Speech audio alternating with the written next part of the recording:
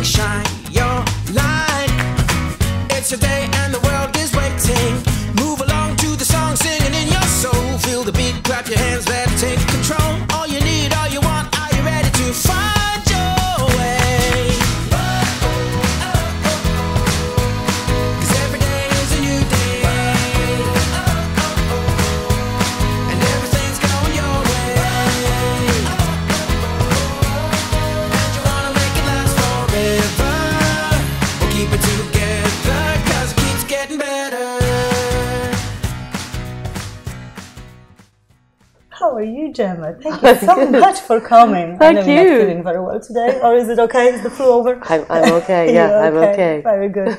Listen, you're probably best known from your role in First City, and it's been many years. 10 years were you in First City? Yeah, I was there for 10 years. 10 years exactly, which is weird because I went in April 2001 and my last episode was April 2011. So it's kind of like, okay. It's a very long time. Yeah. What do you do next? Did you have a plan when you were in First City? What was going to be your exit strategy? No, not at all. No, because I didn't want to leave. I mean, I was axed. I was killed off. You know. Yeah, no. But you know, that's life, isn't it? That's the work of an actor. And if you're in a soap, sometimes that's Absolutely. what happens. But that's what I was always wondering, how, when you're in something for so long, it becomes part of your life, pretty much. And do you think it's very difficult then to move on and get another role because everybody remembers you as, you know, whatever character you were doing for 10 years? Yeah, definitely. Although I haven't, it's funny, since I left First City, I've done a lot more writing. That's sort of what I chose to do. So I haven't really been back in the acting scene. And doesn't bother you? No, it doesn't. Although I'm getting kind of itchy feet to get back into it now because it's been 5 years since I left Fair City. So I've been writing and doing, really enjoying that. But yeah, when you see stuff on the telly like Charlie or you know, the new soap on TV3 and all that kind of stuff, then I start to think, oh yeah, maybe I should get back into it again. But talking about the writing, yes, Joe Props, I've seen it before Christmas. Oh, fantastic! did you see it? Congratulations, absolutely amazing play. How did it all came about? Is there a story behind it? Yeah, it came about. I was asked by Bernardo's children's charity to I was asked by, there was a project happening for Bernardo's last Christmas. Yeah, last year, and it was called Under My Bed. And what they were doing was they were asking writers or celebrities, personalities, to write a little piece about their childhood.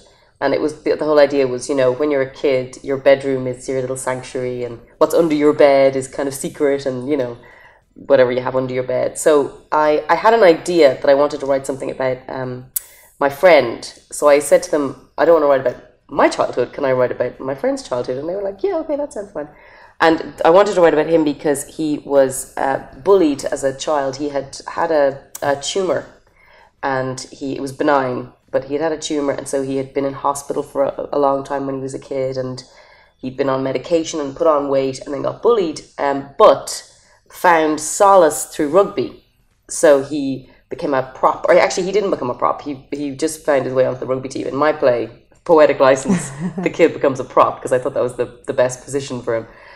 But my friend went on to become a rugby coach, and he always said that rugby really kind of saved his life, really, you know, and gave him a lot of hope. And I just thought, gosh, with bullying nowadays, which has gone to such a extreme level with social media and all that sort of stuff, I just thought I wanted to write about something about bullying and to see, you know, was there something in that. So anyway, it started off as a 10-minute piece, and then we had a great reaction to it, so then it grew into a full play.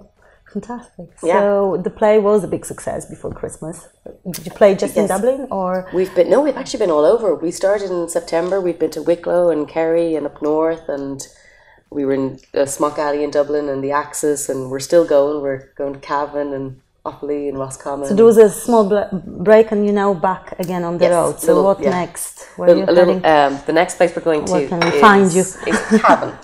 Yeah, the 21st of February, I think. It's on our website, joeprop.com. Joeprop.com, yeah. So we're going to go and check it out. Absolutely. So writing is going to stay with you, and you're going to continue writing. What can we expect next? What do you think? I think What is Gemma doing now? I'm trying to write something a bit more serious, I guess. It's funny, like I've had a lot of fun with it and I've had a lot of luck with it, but it's hard. Writing is hard, and I've had a couple of I suppose a bit of interest from some TV as well. So that's very hard, though. I'm finding that much more hard. It's much easier to write a play, I think, than Do you think it's quite hard, especially in Ireland or in Dublin in particular? It's quite a small scene, and is it difficult to sort of... It is a small scene, you're right. It's just, I suppose... I just feel like putting a bit... Right, Teddy, he's so cute. I feel like it is a small scene, but that in a way that's good, because everybody knows everybody, so that's it's true like too, you can kind of ring your mate, and like for example in Joe Prop, the lead is my friend Mac, who's an actor from my first city days, and so it was just a question of ringing him up and saying, hey, it'll be in my play, and a lot of writers probably wouldn't have that access to actors and directors, and so I'm really lucky. So yeah, it is a small scene, but I personally think that kind of works. Yeah, no, I do believe it has its good and bad points, I guess. yeah, I suppose it depends. There's one more thing I want to ask you about. When I was doing a bit of research, I found out that you did some Polish co-production. Yeah, I did. What's that all about? I did. Yes, and there are some photos online actually. I don't know if you came across them. I did a film. A friend of mine went to the Polish National Film School in Łódź. Okay. Yeah, so I've been to Łódź a few times. Very good. Did you like it? Beautiful city. It's kind of an interesting city. I preferred Krakow. Well, no, Krakow is fantastic. I suppose it's really beautiful, but Łódź was really cool. There was a really cool vibe over there. Was it many years ago? It was about 10 years ago now since I did that. Yeah. So that's very interesting actually, because there was not that many Polish-Irish relationships at that stage. Not many people really. Yeah, my friend Norma Gettigan, she went over there to become a film director. And so her first film, she rang me up and she said, look, I've got this film, will you be in it? I was like, yeah, okay. Was it any good? It was good. Yeah, it was actually great. I was trying to find it actually. I couldn't find it anywhere. It was very good. She had because the Polish National Film School, the standard is so high, and so all the graduates were amazing. The cinematographer was amazing, and but no, we shot it up in Tory Island in the north, and I had a nude scene. Oh, okay. How was that? It was. Well, I mean, it was, I've done it. It was grand. It was something I did at the time. It was very tasteful, and it was an art house film. See, I find it fascinating. I actually asked this question before because I'm not very prudish. I don't think, whatever. Yes. Like we could be on the beach wearing a bikini. That's no big deal. But then all of a sudden in the home situation, you're like cover up or whatever. So you don't want anybody to see you.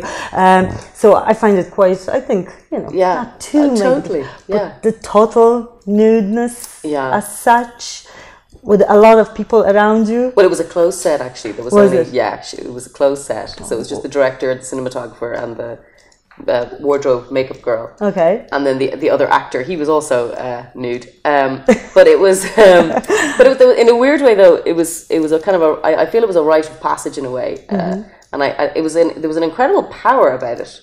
And I always say when I did that film, the nude scene wasn't the hardest scene in it. I had to do another scene about 2 days after that, where I had to be in a pub crying my eyes out in front of this whole pub of people. That was much more difficult, vulnerable and exposing than just lying there naked. And actually, it was very liberating, and I would have no problem doing it again, only that I'd have to get in shape. That's the only thing. I wouldn't do, I'd have to get in shape. Great, I think. But it was really interesting, and it was perfect for the film as well. Like I thought along and if you don't mind me asking, do you feel you have to get to know your partner, especially if there is another person involved in the nude scene? Do you feel there has to be that kind of time to get a bit more personal, or not really? You just I suppose it depends. I mean, that was the only time I've ever done it, but we were stuck up on Tory Island for 5 weeks, so we got to know each other very well. So I was totally comfortable doing it. Yeah. But it's funny. But the film was a great success. I got nominated for an IFTA for it, so I kind of felt like, well, hey, you know, I worked hard and it was worth it in the end, you know. Okay, great. Fantastic. I was delighted to hear about the connection. I know. It's always nice to hear. Great, great, Gemma. Thank you so much for coming in. I hope I see you again. Good luck with all the shows coming up. And we will follow. And good luck with your show. Thank you. Thank you so much. Thank you. Gemma.